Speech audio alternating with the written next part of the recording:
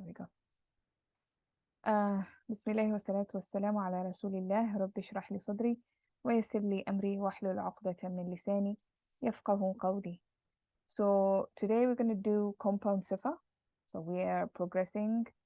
This is the third topic in the advanced Nahu curriculum, topic in the Bayina curriculum. So basically, we know what a Sifah is. Sifah is a description. So anything that describes something, we call it a Sifah. Okay. And there are two parts to this structure. There's what we call the mawsuf, the thing that is being described, and then there's a Sifah, which is the description. So we came across mawsuf, Sifah early on when we were talking about fragments. We talked about the mawsuf Sifah as a fragment, you know, and we talked about how it has 4 properties, and we discussed in details about that. So basically, there are 2 categories of this whole Sifah structure. Okay, there are 2 categories of descriptions, if you will. The first category is when you have a single word. So you just have a single word, like what we did in Mawsuf Sifah. You have, if I say, for example, bintun saghirun, saghiratun, because it's bintun saghiratun, a small girl. Bintun saghiratun, a small girl. So I've used only one single word to describe the girl, which is saghira, which is small. The same way if I say kitabun wasi'un, a vast book, a wide book. Yeah, same thing. So I'm just using a word. So that we covered that early on in fragments, Mawsuf Sifah fragments. And of course we said they match in 4 properties. And we also said it could be an isim fa'il, it could be an isim Sifah, it could be an isim maf'ul, it could be a masdar. The describing word could be any one of these isms. We already covered that. As long as it matches 4 properties, we're good. It's a Sifah. Done. Okay. Like for example, in my first example, I said bintun saghiratun. Saghir is an ism Sifah. And in the second example, I said kitabun wasi'un. Wasi'un is an ism fa'il. So you can see the single word, which is called ism mufrad, can be a number of these things. Now we go into the second category of Sifah. A Sifah can also be a complex structure. It could be a compound. And what do we mean by a compound? We basically mean that it's a combination of things. It's not just one word anymore, it's several words. Several words come together, and now whatever this structure that has come together as a compound now is a Sifah to something else. And of course, yesterday we covered Isim Mawsul and its Sila. And when we covered Isim Mawsul and its Sila, we said that it can also play the role of Sifah. Remember that? So now you have an entire fragment that is Isim Mawsul and its Sila that acts or behaves like a single word or like a single Isim, if you will. And it can play several roles. It can come as a description as well. So that's one kind of a compound Sifah, Isim Mawsul and its Sila. It can also be an idafa. And we know what a mudaf ilayh looks like, you know. So kitabu Muhammadin, imamu masjidin. So these are all, or ghayra muslimin, for example. All these are mudaf ilayh. So you have special mudafs and then you have just normal idafa. So that could also be a compound Sifah. It could be describing something else. Then you also have a jar majroor. We know what a jar majroor is structure. So when you have the harf of jar and its victim together, they can be also a Sifah, a compound Sifah. Or it could be an entire sentence, whether it's jumla fi'liya or jumla ismiya, it doesn't really matter. It could be an entire sentence describing something, one particular thing. Now you can never have, like we talked about in when we're dealing with Mawsuf Sifah, we said you can only have one Mawsuf, but you can have several Sifahs. You cannot have more than one Mawsuf. You cannot describe more than one thing with the same Sifah. In Arabic, you only have one Mawsuf, one thing you're describing, and you can have several descriptions. So that's kind of something also important to just remember. Okay. Now today, because we already covered this part A was already covered a long time ago. What we are covering today is just the compound bit of it, you know. Now, where structures get a bit complicated and they form a Sifah to a particular ism, which we are calling mawsuf. So what are some of these complex or compound structures that can be a sifa?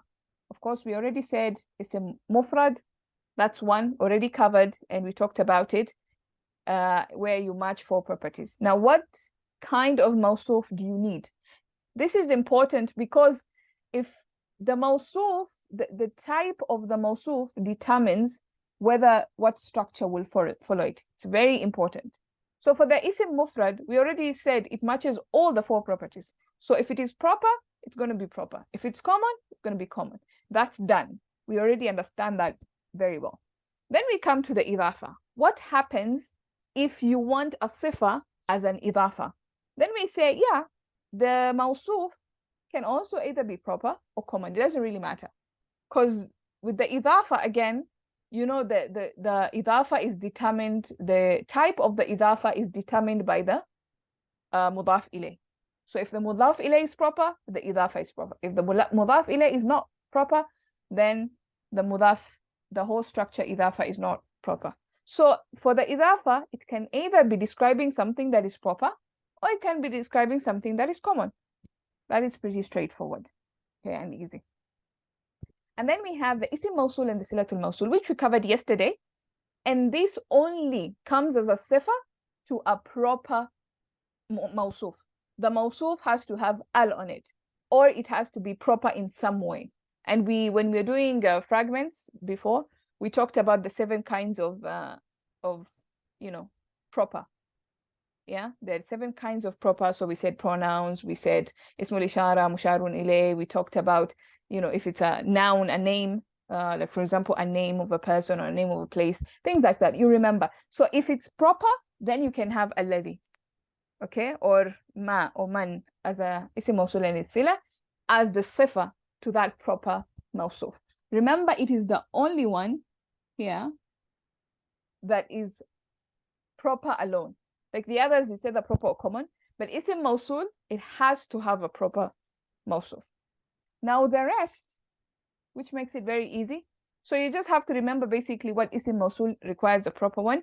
This one you already know, it matches 4 properties, no need to do that. This one, of course, the idafa would determine proper or common. So, and then the rest is common. You can never have a proper mawsuf with a jumla ismiya. And we will see why. If you have a structure like that, then we enter into the world of hal. So if you have like the golden phrase that BUJ normally uses is nakira ba'daha al-jumla.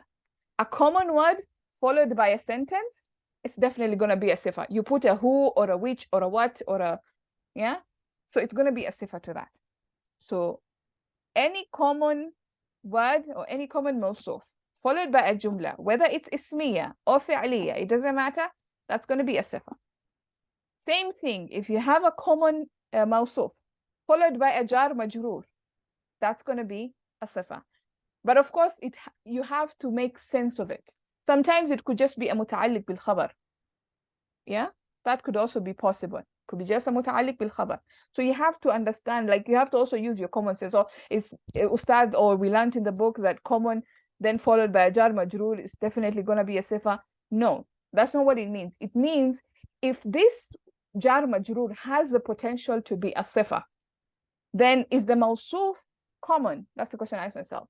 Is the mawsuf common? If the mawsuf is common, then I say, yeah, this jar majroor is probably a sifa in this case. Or I can look at it grammatically as a sifa.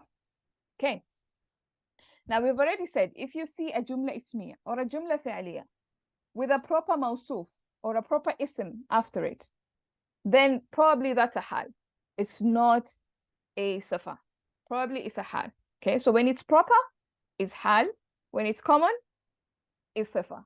Like hal and sifa, they're very close to each other, and we will see later on when we talk about hal, inshallah, next week. You will see how close sifa and hal, like they're twin sisters. They're the opposite of each other. One likes proper, one likes common. So hal likes proper, sifa likes common. So today we're only looking at sifa, which likes common mawsuf. I hope that's clear so far for the revision part. So today probably we'll have a very short session because there's not a lot of material to cover. It's pretty straightforward, this topic. Okay. So we're gonna look, already we looked at موصوف صفة as اسم مفرد, as a single word. So we're not gonna touch that. We're gonna go straight to these 4 categories of compound صفas. Okay, so the first one is as an إضافة, as a جملة اسمية, as a جملة فعلية, as a جار مجرور. So as an إضافة, what requirements are we looking at? Okay, as an إضافة, we said it can either be common or it can be proper.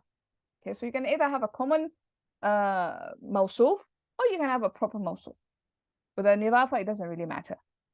And it has to match in gender and in status and number, of course. So the only thing that doesn't match is the type, because we know it can either be one or the other. It can either be common, it can either be proper.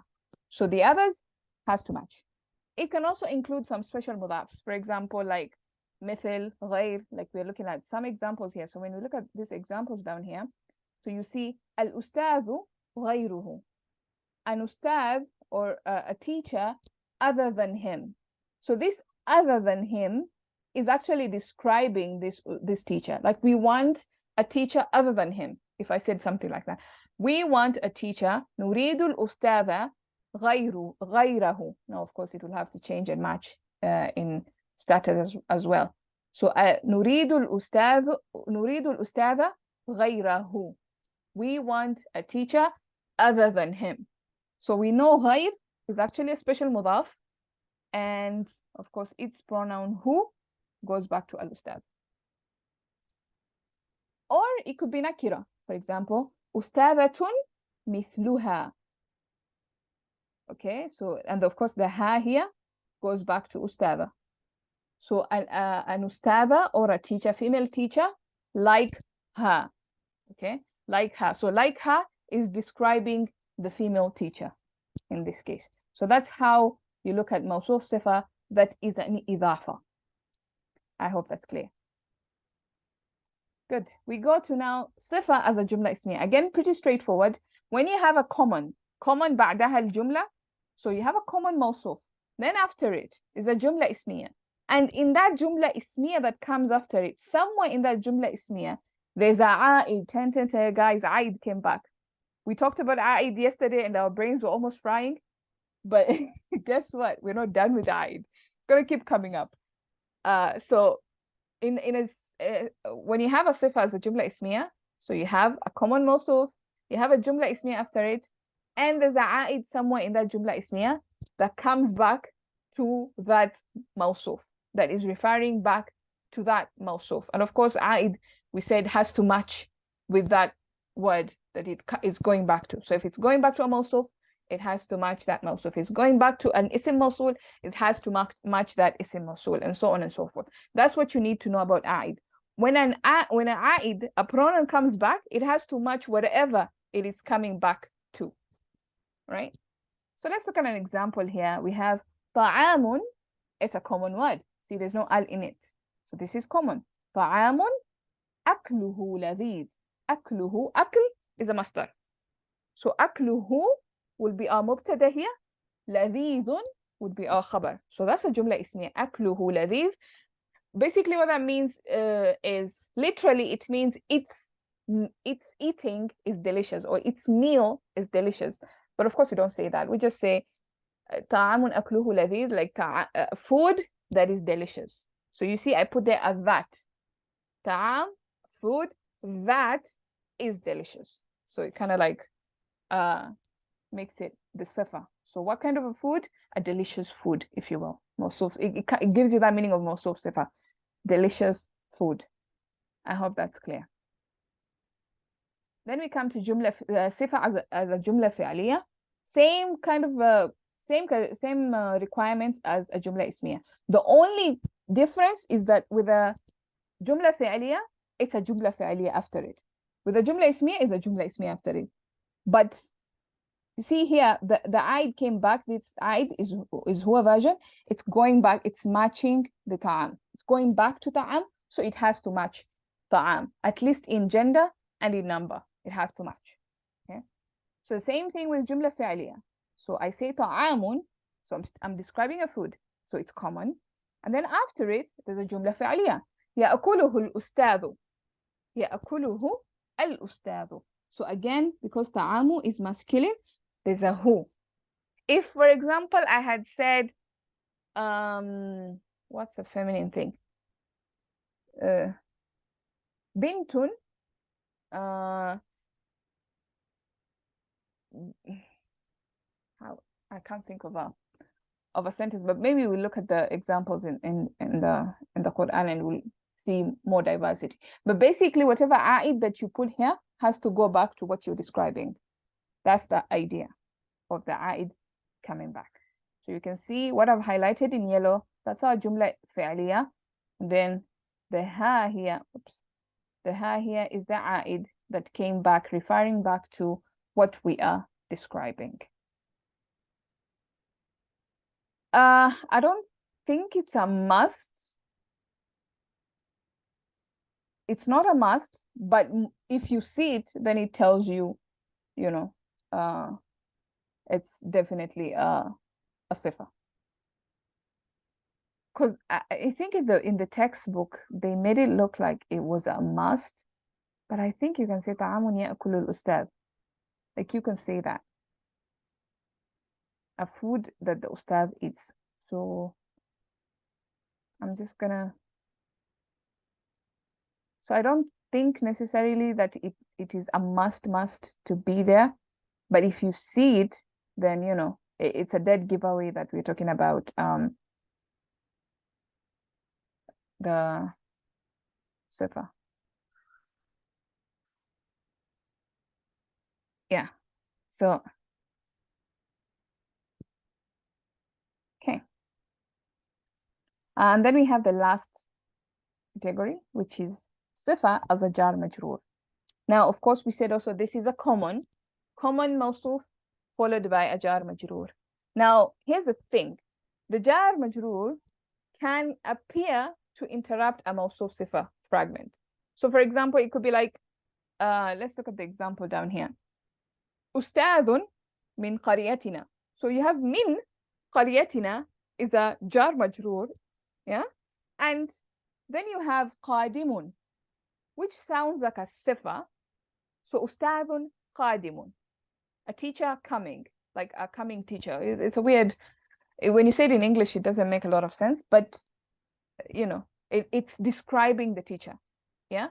So this jar majroor is like it's interrupting, it's break. We know mawsuf sifa, there's no like long distance relationship. Yet we have like a what's happening here? So we question ourselves, what's happening here? Well, when we analyze, we realize that this min qaryatina is not actually a muta'alliq. It's actually the first sifa.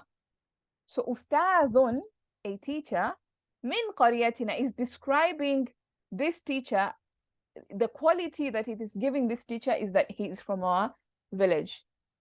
That's description number one. He is from our village. And what is description number two? Is that he is coming. That's description number two. Okay. Or the other thing about, you know, jar majroor is that sometimes you can have the jar majroor appear before the mawsuf. Now we know that mawsuf sifa in Arabic, the mawsuf comes before, then the sifa comes after. In English is the opposite, but in Arabic you have what you're describing, then the description. Yeah, that's what you do. But sometimes with the jar majroor, you can have the jar majroor come before the sifa, which can be a bit confusing because now it's starting to look like a jumla ismiya, which like a normal mubtada khabar situation. Because we know when you have a jar majroor, like he has structure, the jar majroor comes before, and then after it you have a nakira mubtada, a mubtada that is common. That's how we know like this is a normal structure. But sometimes you can have something like this. I've only seen this with min. I haven't seen this with the other jar majroor, but I don't want to close that. I don't want to say that this is the rule. But most of the sifas that I have seen as jar majroor mostly have been min. Mostly. I'm not saying that's the only one out there. I don't know. But mostly when you see min, most of the time it's like a sifa. It's treated as a sifa. So for example, if I said min qaryatuna ustadun, an ustad from our village. an ustad from our village. It's a description. What did this ustad from your village do? Then you have to continue the sentence. I hope that's clear. Any questions so far? Yeah, so this is a pretty straightforward, there's not much to talk about compound sifa. It's pretty straightforward, pretty clear. So let's look at some exercises from the Quran and we can figure out the rest. So we have this one. فَنُخْرِجُ بِهِ زَرَعًا تَأْكُلُ مِنْهُ أَنْعَامُهُمْ وَأَنفُسُهُمْ. What do we think here? Can we spot a sifa, a mawsuf sifa, a compound mawsuf sifa happening here? Maybe for موصوف زرعا. There we go. So zara'an here is our mawsuf. I'm going to highlight it. And then, of course, the sifa would be, تأكلون. yeah, the sentence that comes after it. I'm just going to mark it red. Yeah.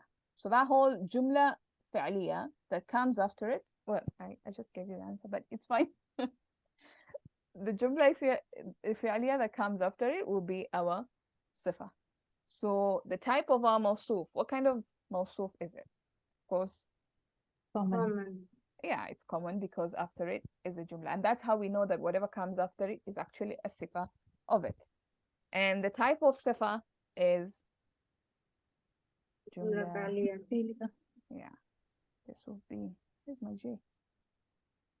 Oh, sometimes I get confused with Arabic letters and English letters. Okay.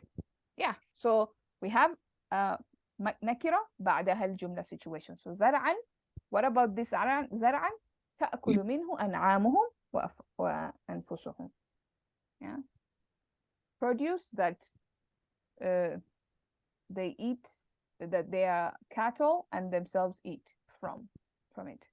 So this منه here is a متعلق بالفعل. Then we go to the next one.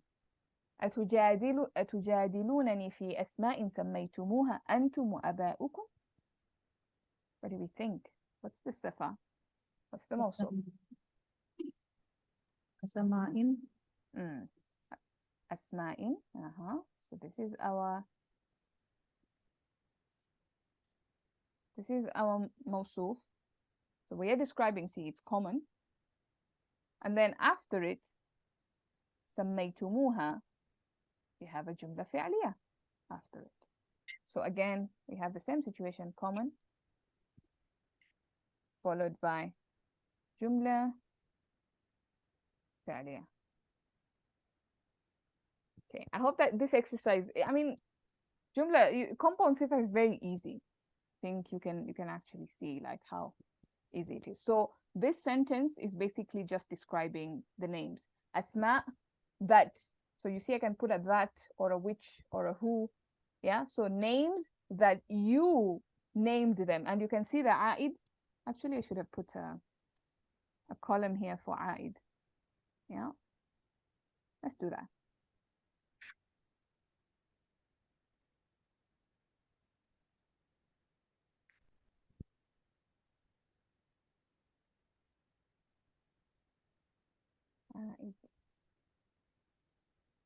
Okay. So yeah, in the first one, do we have a aid? Who? Yes, we have the who is the aid there. The attached pronoun, actually I should make it attached. So the attached pronoun there, who is the aid. And here, سميتموها. Ha. Yeah. And why is it her and not who? Broken plural. Exactly. So this is a broken plural. Asma. So isim, asma. And that's why it's her. Let's go to the next one. أو يكون لك بيت من زخرف أو ترقى في السماء. What do you think? بيت من sorry, go ahead. Yes. So بيت is nakira, looks like our موصوف. And then we have من زخرف. من زخرف is our what? What is جار min زخرف? مجرور. Yeah. So this is our jar majroor. And of course with jar majroor, we don't really have عائد. That's why you're not going to find عائد. Yeah. Now if somebody asks you, okay, maybe why is this not a متعلق bil something bil? Maybe it's a متعلق to bait. Why can it be?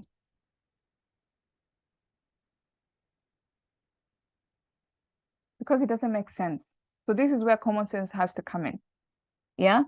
For that, for you to have a متعلق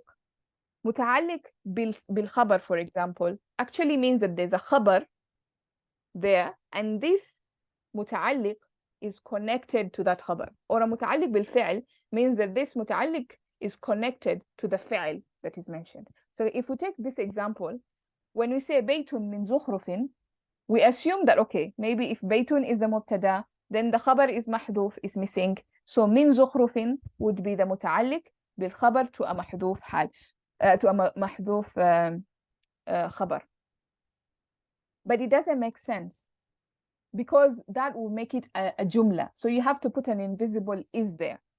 A house is from زخرف. That's literally what you would have to do if you want to make this a متعلق بالخبر. A house is from. But that's not what we are saying. We are saying this house from زخرف أو يكون لك will be yours. Like أو or يكون لك, you will have a house from زخرف. Or you will have a house from زخرف. Not you will have a house is from زخرف. So you see, common sense will actually tell you that this cannot be a متعلق. And that's how we know. Okay, let's look at the other example. وآية لهم الأرض الميتة أحييناها. What do we have here? Do you see any موصوف صفة situation? الأرض الميتة. Exactly. So we have الأرض, which is our موصوف. And then you have الميتة, which is now an اسم مفرد, right? It's a single word describing الأرض. This is the OG موصوف صفة that we know, okay? And the type is that this is proper. And of course, this اسم is مفرد. Yes, this is اسم مفرد. Beautiful. Let's go to the next one. Of course, here we don't expect the I. The I only comes back in a sentence. Yeah. وإن يأتيهم عرض مثله يأخذه. عرض مثله يأخذه. عرض. Yeah. So you have عرض is our موصوف. And what is our صفة? مثله. Is it a ظرف. مضاف إليه. special مضاف? Yes, مضاف مضاف إليه. Because remember, مثل is one of those, it's an إضافة in this case. So مثله. Yeah.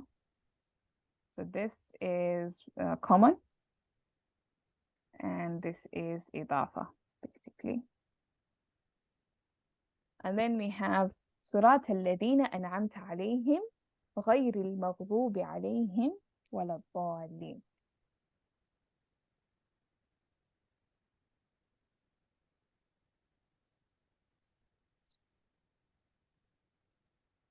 صراط اسم موصول. غير المغضوب. Sorry?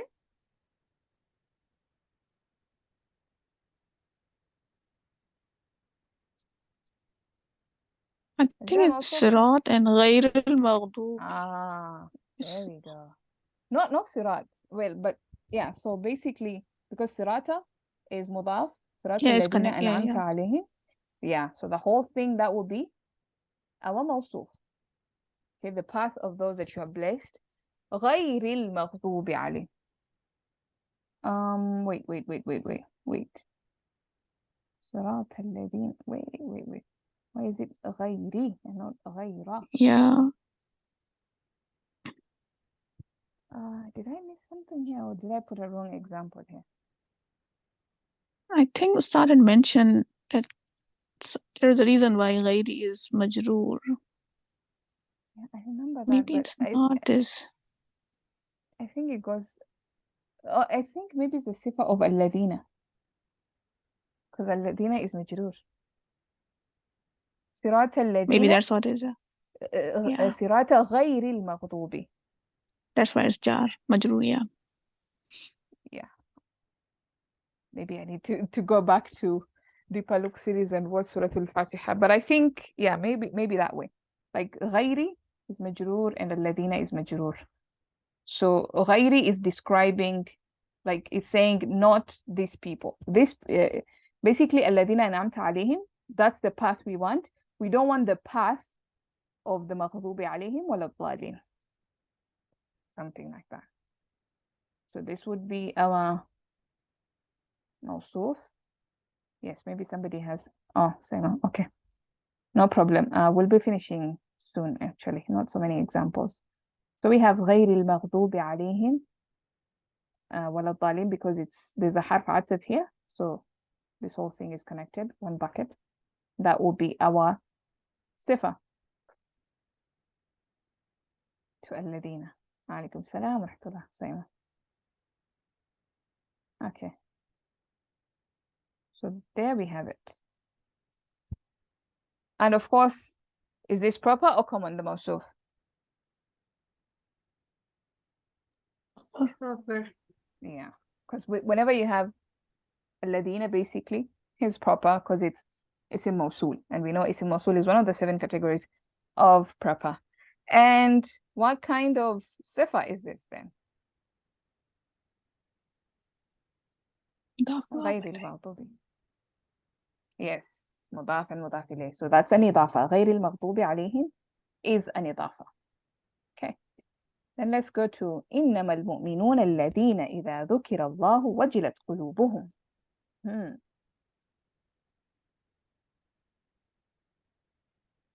المؤمنون and then الذين following. Beautiful. So المؤمنون is our موصوف. And we now have a silatul, an ism mawsul and its sila. The entire sentence is the sila. We talked about this yesterday. So this whole thing would be our sifa. Okay. And of course, we said alladina only comes with a proper mawsuf. If you see a proper mawsuf plus alladina, then alladina would be the sifa to that. So this is, of course, this is اسم موصول. اسم موصول. And of course, there's no discussion of I there. Then we go to the next one. يا قوم ادخلوا الأرض المقدسة التي كتب الله لكم.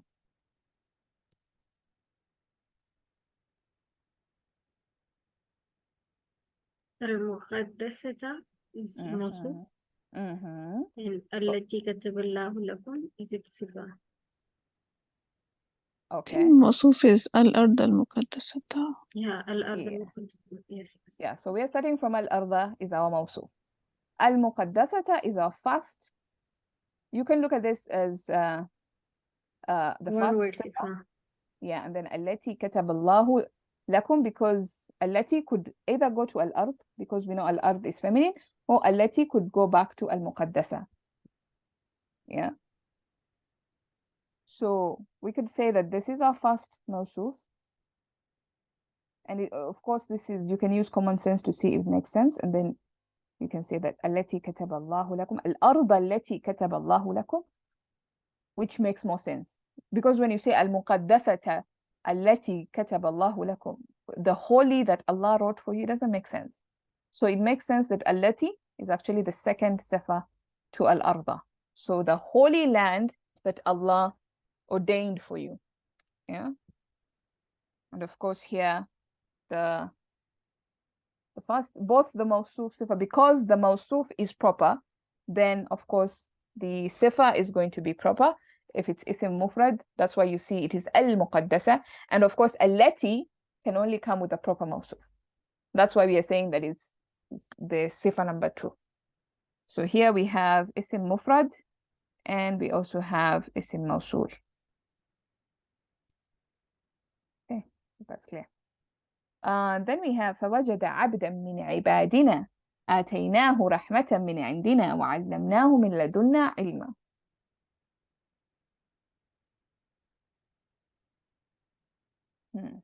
What's our موصوف? So عبدا Beautiful. موصوف and Yes. من عبادنا صفة and Uh-huh. رحمة is another موصوف. رحمة or Oh, what do you see after it? من So you have عندنا. من عبادنا. That's one موصوف. What is آتيناه doing here? So it's ayat. It's another صفة for Yeah, أبدا. another صفة. It's another صفة because آتى is فعل ماضي. So this is جملة فعلية right here. And you can see this one is nakira. So if we see a جملة اسمية after it and it has a عائد and this عائد matches with عبدا, we're like, okay, صفة, ding, ding, ding. So this is our صفة number 2. آتيناه رحمة من عندنا. Okay, so basically this whole sentence here, جملة فعلية, one bucket, that is second صفة to عبدا. So the first description is that he is from our slaves, Allah is saying. A slave from our special slaves, like it's a special elite kind of slaves. A slave from our slaves, or it could just be like, it could be either making it special or just making it normal. Like he's just a slave from a slave. Like it's just, another guy, just a servant, yeah? Or it could be like a slave from our slaves, something like that, depending on how you understand this mean.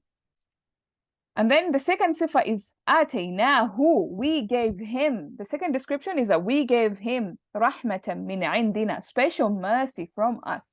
And we taught him. So this علم goes back to this فعل. It's the واو is حرف عطف, so it's joining those. So you can see فعل ماضي آتينا and then علمنا فعل ماضي also. So those two فعل ماضيs are joined together by حرف عطف, and that's why we are putting all this long sentence into one bucket, and we're saying it's the sifa, the second sifa of abdan. I hope that's clear. So here, of course, the mawsuf is common. The first sifa is jar majroor, and then we have the second sifa, which is a jumla fi'liyah. And of course, there's a a'id, which is touch pronoun who. Okay. Then we have ويبشر المؤمنين الذين يعملون الصالحات.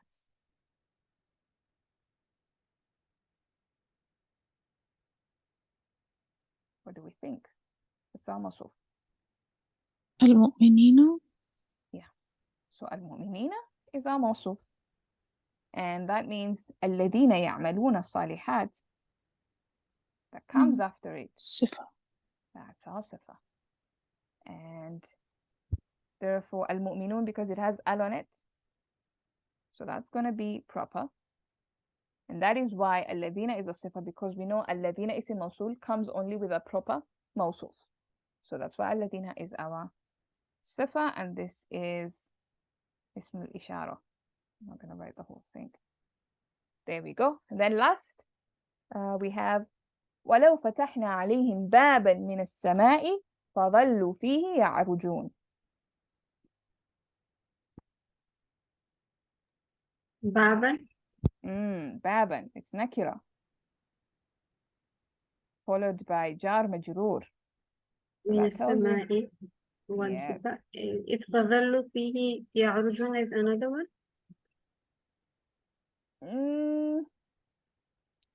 I don't, because there's a fa here, it's like a harf ataf, so I wouldn't consider this a second sifa. Break it. Yeah, it's like a break in the chain. Yeah, so if it was just a dhallu without the fa, then maybe. But this fa could be maybe beginning a new sentence, or it could be because we have it's jumla shartiya, and our next topic is actually going to be jumla shartiya.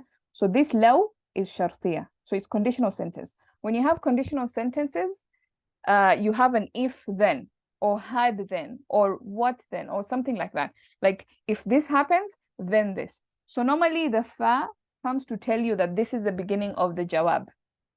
So that tells you this condition has been fulfilled, or this is the condition, and the fa begins the jawab of that condition. So I wouldn't consider this part, and of course the jawab is a new sentence. It's not part of the shart. The shart is on its own. You look at it separately. The jawab, you look at it separately. And that's why we will not consider dhallu here as part of the sifa to min bab, because we assume that the sentence actually ended there and then a new sentence began there. I hope that's clear. So of course, this is common, followed by a jar majroor. Basically that. So you can see most of the jar majroor is min. Yeah. And also most of the mudaf ilayhs that I found was either mithil or ghayr. So some of those are common. I'm not saying they're the only ones, but those are the common ones. So it's good to keep an eye out on those ones. I think it would help. And basically that is compound sifa. It's pretty much that easy. What I would urge you to just remember this information when we're doing hal, because hal is exactly the opposite of this information. So where you have common, it's going to be proper. Yeah. So instead of common, you're going to have proper. And that will give you hal. So if you're looking for example, if it was here, instead of zara'an, if it was al-zara. Al-zara. Oops. If we were looking at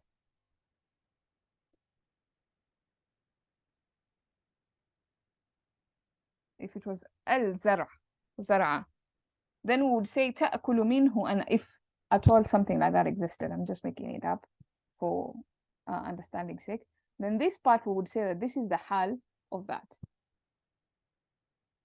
Yeah. And anyway, we'll come to that discussion when we get there.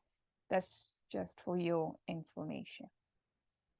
Remember the golden phrase, nakira ba'daha al-jumla, you're going to have a sifa. It's important to remember. Any questions? So basically we're done with compound sifa. You can go into the Quran and look at all the text that we're doing, and you will actually see a lot of compound sifa there, especially nakira ba'daha al-jumla happens a lot. So you'd enjoy that. If there's nothing else, I think we can end there. So سبحانك اللهم بحمدك نشهد أن لا إله إلا أنت نستغفرك ونتوب إليك. السلام عليكم.